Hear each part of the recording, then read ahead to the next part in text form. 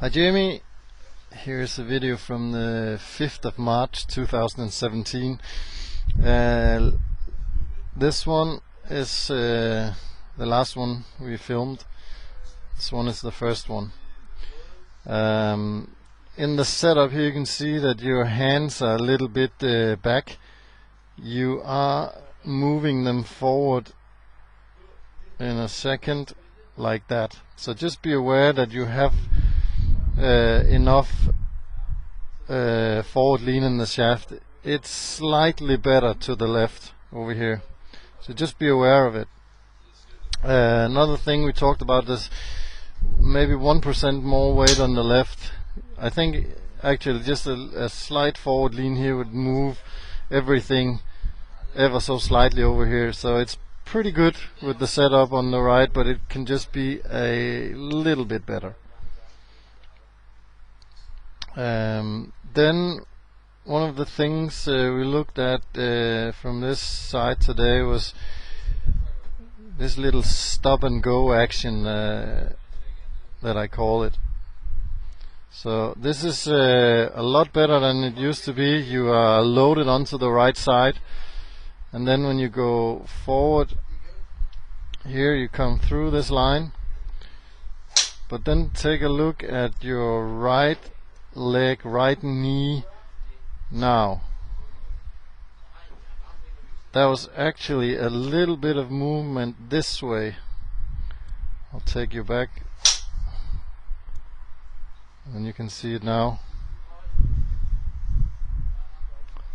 and then you move through to the full swing. One of the things we did today was being aware of this knee moving this way and then turning to the full finish. So we don't have this stop and go action, because when the lower body stops, the arms will not stop because they are already moving, and that will kind of separate your lower body from your upper body through the swing. So being able to move the right leg like you do over here will help you connect your lower and upper body better through the swing. So really good load. You move into the shot and you actually move further through the line now, because your right leg is moving in. And see where the leg is now, you see the dot in the middle of your knee. It's not moving back, it's staying and then turning through. It's really nice. Okay, then if we look down the line, I have you there, and then I think we have one here.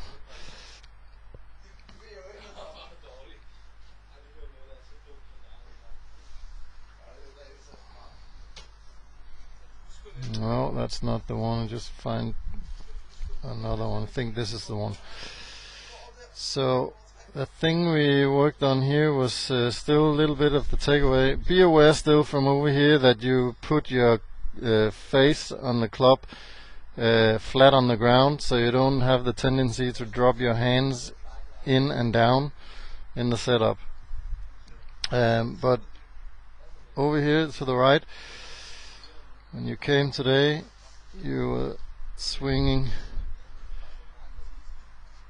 the hands out and the club goes behind. It's not a lot, definitely not, but we just still want to improve those small things as well.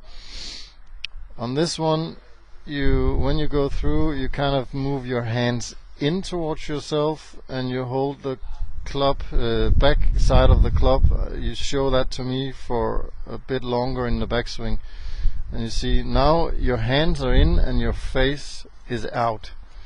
It's a little bit over exaggerated, but I definitely want you to do that when you practice, so that we can get rid of this thing that you've been doing for quite a while. So over exaggerate when you swing, and you move in beautifully to the ball here with a really nice distance from the butt end of the shaft to your body over there. Here you let the club drop more behind you, and your arms and hands are swinging more away from you. So it would be okay to over-exaggerate a little bit in the backswing so that you get rid of this hands out, club behind movement. And we talked about today that it's really good idea that you swing slowly.